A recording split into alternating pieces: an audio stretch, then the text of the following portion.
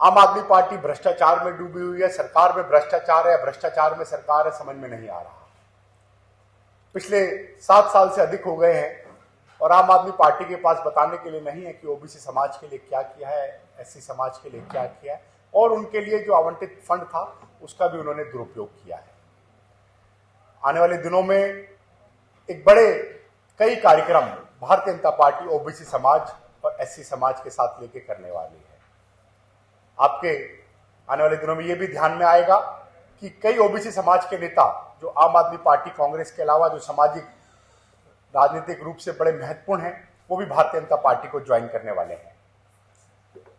हमें गर्व होता है जब हम कहते हैं कि भारतीय जनता पार्टी और हम भारतीय जनता पार्टी के कार्यकर्ता हैं, क्योंकि देश में पहली एक सरकार है जिसने ओबीसी समाज और एससी समाज के लिए माननीय प्रधानमंत्री नरेंद्र भाई मोदी जी की सरकार है, सबसे अधिक काम किए हैं। ओबीसी कमीशन को सबसे अधिक स्वायत्तता देना अगर किसी सरकार में हुआ तो नरेंद्र भाई मोदी जी की सरकार में हुआ। 27 से अधिक ओबीसी मंत्री और उससे अधिक एससी मंत्री हैं। लगभग 60% से अधिक इस सरकार में जो प्रतिनिधित्व है वो ओबीसी और एससी समाज का है। जितनी भी अंत्योदय योजना है, चाहे वो उज्ज्वला योजना हो, चाहे वो हर घर नल जल की योजना हो, चाहे मेक स्टैंड अप हो, स्टार्टअप हो, जितनी भी योजनाएं हैं रोजगार को लेकर, अंत्योदय को लेकर, उसमें सबसे अधिक भागीदारी जो मिली है वो मेरे ओबीसी और एससी समाज को उसकी भागीदारी मिली है। और उसका परिणाम भी देखते होंगे जब उत्तर प्रदेश में सभी पार्टियां एक हो गई तो पुनः योगी जी की सरकार नरेंद्र भाई मोदी जी के नेतृत्व में बनकर आई और बाकी राज्यों में भी वो सरकार बनी। जब हम ओबीसी की बात करते हैं तो मेडिकल शिक्षा में आरक्षण की बात हो, विश्वविद्यालय में शिक्षा की भर्ती की बात हो, स्कूलों में आरक्षण की बात हो और कामगार की योजनाओं की बात हो, ऐसी कुछ महत्वपूर्ण अनेकों योजनाएं हैं जो माननीय प्रधानमंत्री मोदी जी ने ओबीसी समाज के लिए करी है। और जब मैं एससी समाज की बात करता हूं, बाबा साहब भीमराव अंबेडकर जी को सच्ची श्रद्धांजलि अगर किसी ने दी है तो वो सच्ची श्रद्धांजलि माननीय प्रधानमंत्री नरेंद्र भाई मोदी जी, इस मोदी जी की सरकार ने दी है, जो पंचतीर्थ की स्थापना करी है, जिसमें अंबेडकर इंटरनेशनल सेंटर और 26 अलीपुर रोड स्थली का भी है। ऐसी समाज के बच्चों के लिए, रोजगार के लिए, उनकी छात्रवृत्ति के लिए, एट्रोसिटी एक्ट को मजबूत करने के लिए ऐसी अनेकों योजनाएं हैं जो माननीय प्रधानमंत्री जी ने की है। और इसके विपरीत दिल्ली सरकार के पास बताने को एक भी ऐसी योजना नहीं है जो बता सके अरविंद केजरीवाल, जो उसने ओबीसी और एससी समाज के लिए की है। हमारे कल से इस अभियान की शुरुआत होने वाली है। कल एक बड़ा कार्यक्रम बैरवा समाज का होगा जिसमें कुछ नेता ज्वाइन भी करेंगे, जो प्रदेश कार्यालय में होगा। एक दूसरा कार्यक्रम कल हमारा विश्वकर्मा समाज का होगा जिसमें कुछ और नेता भी ज्वाइन करेंगे। ये हमारे 250 वार्ड में इस तरह के नीचे तक जाके कार्यक्रम होंगे और प्रदेश स्तर के सभी कार्यक्रम होंगे, क्योंकि दिल्ली में एक बहुत बड़ी संख्या ओबीसी और एससी समाज की है जिन्होंने अपना मन बना लिया है कि जो अरविंद केजरीवाल का भ्रष्टाचार था, जो कुशासन था, जो उसके शराब की दलाली थी, चाहे हवाला कारोबार थे, जो बच्चों को शराब की लत लगाने की कोशिश करी गई है, उसके विरोध में वो भारतीय जनता पार्टी को वोट देंगे और भारतीय जनता पार्टी का समर्थन देंगे। और ऐसे बहुत लोग हमारे टच में भी हैं। साथियों, भारतीय जनता पार्टी पिछले 15 साल से निगम में है। निगम की भी ऐसी अनेकों योजनाएं हैं, चाहे सफाई कर्मचारियों को पक्का करने की बात हो, चाहे नए रोजगार देने की बात हो, चाहे ओबीसी और एससी समाज को कि बच्चों को स्कूलों में शिक्षा देने की बात हो, मुफ्त किताब देने की बात हो। तो निगम में भी ऐसी अनेकों योजनाएं हैं जो पार्क को डेवलप किया, जिनसे समाज को बेनिफिट मिला है। और साथियों, जब हम पंक्ति में खड़े अंतिम व्यक्ति के उत्थान की बात करते हैं, पंडित दीनदयाल उपाध्याय जी के अंत्योदय की बात करते हैं, तो उसमें देखते हैं कि माननीय प्रधानमंत्री नरेंद्र मोदी जी ने जो पिछड़ा वर्ग है, जो एससी वर्ग है, उसके उत्थान के लिए जो एक नारा दिया कि सबका साथ, सबका विकास, सबका विश्वास और सबका प्रयास, वो अपनी योजनाओं में भी दिखता है। और उस योजनाओं का परिणाम था कि उत्तर प्रदेश में उस समाज ने और सभी समाज वर्गों ने डटकर भारतीय जनता पार्टी को वोट दिया और बाकी प्रदेशों में भी दिया और लोकसभा चुनाव में भी दिया। उसी तरह इस दिल्ली नगर निगम के चुनाव में भी आने वाली सभी सीटों पर भारतीय जनता पार्टी की जीत होगी। हमारी लगभग 42 सीट एससी समाज की है। बहुत अधिक सीटों पे हमारे ओबीसी समाज के भी प्रत्याशी चुनाव लड़ेंगे जो केंद्र नेतृत्व तय किएगा। पर सभी सीटों पर इस समाज का बड़ा समर्थन और बाकी स्वर्ण समाज का भी समर्थन हमें मिलने वाला है। मेरे साथ मेरे ओबीसी मोर्चा के अध्यक्ष हैं, जो खुद निगम के लीडर ऑफ हाउस रहे, मैं संतोष पाल जी से एक बार निवेदन करता हूं कि कुछ चीजें आपके सामने रखेंगे, और उसके बाद भूपेंद्र गोटवाल जी। कि ओबीसी समाज के लिए हमारे देश के प्रधानमंत्री जी ने जो कार्य किए हैं वह सारा लिखित में आपको मिल भी जाएगा, और अभी स्वयं कुलदीप जी ने बताया। मैं सिर्फ एक बात इसमें जोड़ना चाहता हूं कि दिल्ली सरकार को बार बार कहने के बावजूद पिछड़ा समाज, ओबीसी समाज जो दिल्ली में रहता है, उनके सर्टिफिकेट, उनके प्रमाण पत्र इन्होंने बनाने से रोके हुए हैं, जिसकी हम बार बार इनसे मांग करते आए हैं।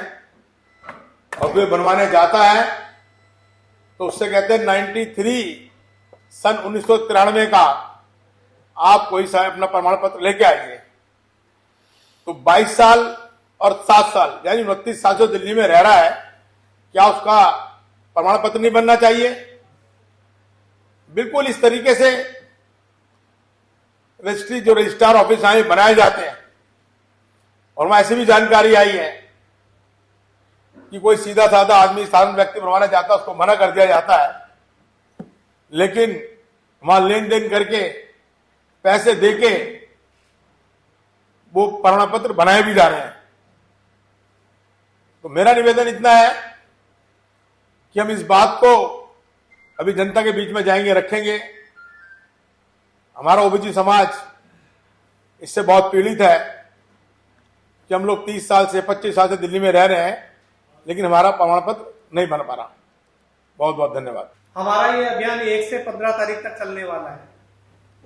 1 से 15 तारीख के बीच में हम सभी 250 के 250 वार्डों में हमारी अनुसूचित जाति की रिजर्व विधानसभाओं में विशेष रूप से हम इस अभियान को चलाने का प्रयास करेंगे। इस अभियान में हमारी जो अनुसूचित जाति की लगभग 32 जातियां हैं, 32 जातियों का, सभी जातियों का एक एक बड़ा सम्मेलन कहीं ना कहीं होगा। जो इसमें प्रमुख जातियां हैं उनके हम 5-5, 10-10 सम्मेलन भी करने वाले हैं। इस सम्मेलन में हमारा मुख्य उद्देश्य सिर्फ एक ही होगा कि माननीय प्रधानमंत्री नरेंद्र मोदी जी की योजनाओं से और उनके, हमारी भारतीय जनता पार्टी की नीतियों से जनता को रूबरू कराना, जनता को बताना कि कैसे एक तरफ देश के प्रधानमंत्री प्रत्येक व्यक्ति की चिंता करते हुए अपनी योजना बनाते हैं, कैसे प्रत्येक व्यक्ति का, हमारे समाज के प्रत्येक अंतिम पंक्ति में खड़े हुए व्यक्ति तक की चिंता करते हैं।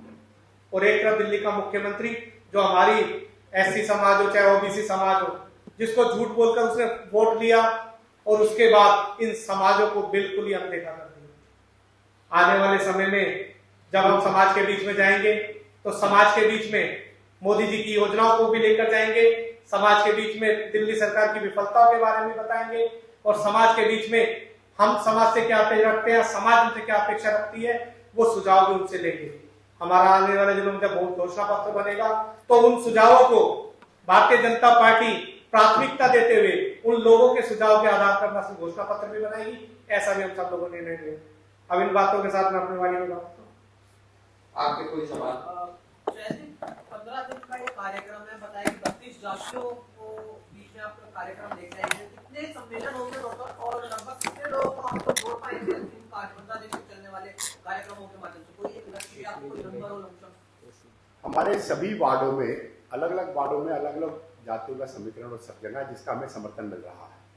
तो 250 वार्डों में उनके अनुसार हमारे छोटे और बड़े सम्मेलन होंगे। तो आप सम्मेलनों की संख्या और छोटे बड़े मिलाकर वो हजारों से ऊपर पहुंच सकती है। और जो बड़े सम्मेलन है वो सभी जाति, सभी समूहों के एक एक बड़ा सम्मेलन होगा जो प्रदेश स्तर का होगा, और उसके बाद सभी वार्ड स्तर के उस सम्मेलन होंगे, जिसकी डिटेल योजना सब तैयार हो चुकी है। और जो मैंने पहले कहा कि जिस तरह से माननीय प्रधानमंत्री जी की सच्ची श्रद्धांजलि बाबा भीमराव अम्बेडकर जी के लिए है, वाल्मीकि समाज के लिए है, ओबीसी समाज के लिए, तो दिल्ली का एक बड़ा वर्ग, बड़े नाम भारतीय जनता पार्टी को आने वाले दिनों में ज्वाइन करने वाले हैं। और एक बड़ा सम्मेलन भी ओबीसी समाज का, एक सभी समाजों को साथ लेकर, जिसमें हमारा केंद्रीय नेतृत्व भी उपस्थित होगा, ऐसा बड़ा सम्मेलन भी दिल्ली में आपको उसकी जल्द जानकारी मिल दी जाएगी। और ऐसा एक बड़ा सम्मेलन एससी मोर्चे का भी होगा, इसकी जानकारी आपको। कितने लोग जुड़ेंगे? 1 मिनट राम जी, मोदी जी के किए गए कामों को बताना ठीक बात है, लेकिन 15 साल से शासन में बीजेपी रही है कुछ ऐसे काम बताते जो किए गए 15 सालों में, पक्के कर्मचारी आज तक नहीं हुए। मैंने कहा रामकृष्ण जी कि दिल्ली नगर निगम की जब तीनों नगर निगम थी तो नगर निगम को एक बहुत बड़ी दिक्कत हम बार बार डिमांड करते रहे अरविंद केजरीवाल से, जिसने फंड्स की बड़ी दिक्कत रखी। उसके बाद भी हमने अपने सफाई कर्मियों को वहां पक्का किया। हमने जो बस्तियां थी, पुनर्वास बस्तियां थी, जो वाल्मीकि बस्तियां जाटन मोहल्ले, तो उसमें हमने कई विकास के काम किए। हमने हमारे संतोष पाल जी कह रहे हैं एलईडी लाइट्स, और स्पेशली समाज के लिए नहीं, जब निगम ने जब पूरा काम करने गई तो स्वच्छता को लेकर हो, शिक्षा को लेकर हो, स्वास्थ्य को लेकर हो, हमने सब क्षेत्रों में 15 साल की हमारे निगम ने काम किया। वेस्ट टू जो हमारा वेस्ट टू वेल्थ का हमने जिस तरह से पार्क डेवलप किया, और आप मानेंगे देश का 10 स्कूलों की सूची में एसडीएमसी का स्कूल भी उस 10 स्कूलों की सूची में आया। और अभी हमने जो माने गृह मंत्री जी ने जिस बात बताया वेस्ट उसके लिए बताया, और माने गृह मंत्री जी ने जिस योजना का अनावरण किया, ऐसे अनेकों योजनाएं हैं जिनके आपके पास पूरी डिटेल पत्रक होगा। 500 ढलाव बंद किए, शिक्षकों का किया, स्कूल बनाए 1000 से अधिक, हमारे सफाई कर्मचारियों के पार्कों में जिम करें। तो अगर उसकी डिटेलिंग बात करेंगे तो उसको भी लेकर एक पूरी डिटेल प्रेस कॉन्फ्रेंस हो सकती है। ये एक अच्छी जानकारी है कि आज तक के पहले 15 साल से पहले 7,000 जिन कर्मचारियों को पक्का किया वो भारतीय जनता पार्टी के कार्यकाल में।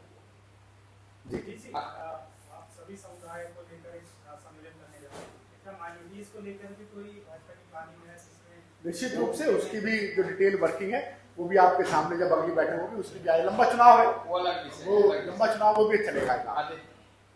कांग्रेस लगातार आरोप लगाती रही और जो याचिका पड़ी हुई जिसमें सुनवाई 14 दिसंबर को है वो भी इसी उसपे है कि जो परिसीमन का आधार बनाया गया वो शायद जातिगत और अल्पसंख्यकों को लेके था, इक्वल डिस्ट्रीब्यूशन नहीं है अवार्ड्स। क्या इस तरीके के कार्यक्रम शुरू करना क्या उस चीज को जवाब है? दूसरा सवाल, जब वार्डों में सुनने में आ रहा है कि जब टिकटें बांटी जाएंगी, जो वार्ड प्रत्याशी आपके तय होंगे उनमें से क्या वाकई में जातिगत समीकरण देखे जाएंगे प्रत्याशियों में? प्रत्येक जीतने वाला व्यक्ति को पार्टी चुनाव देती है, सभी समीकरणों को देख के चुनाव टिकट दी जाती है, और पार्टी का कार्यकर्ता और अनेक चीजें, क्योंकि पार्टी कार्यकर्ता आधारित पार्टी है, या वन मैन आर्मी नहीं है कि अरविंद केजरीवाल खड़े हो गए या सपा की तरह यादव परिवार से खड़ा हो गया और कांग्रेस की तरह गांधी परिवार से खड़ा हो गया, या टीम डिसीजन लेती है चुनाव समिति लेगी, तो उसमें सभी चीजों को ध्यान में रखने के बाद टिकट दी जाए। और जो आपने कांग्रेस के सवाल पे मैं आपको बताता हूं, कांग्रेस का आधार जनाधार खत्म हो चुका है, अपने अस्तित्व को बचाने की लड़ाई लड़ रहे हैं। राहुल गांधी कहाँ दौड़ लगा रहे हैं, चुनाव कहाँ हो रहा है वो समझ में नहीं आ रहा। तो कांग्रेस पे अगर जवाब भी दो तो लगता है उनको ज्यादा इंपोर्टेंस मिलेगी, क्योंकि उनका खुद का नहीं पता कि क्या कर रहे हैं। जी जी सुदामा जी,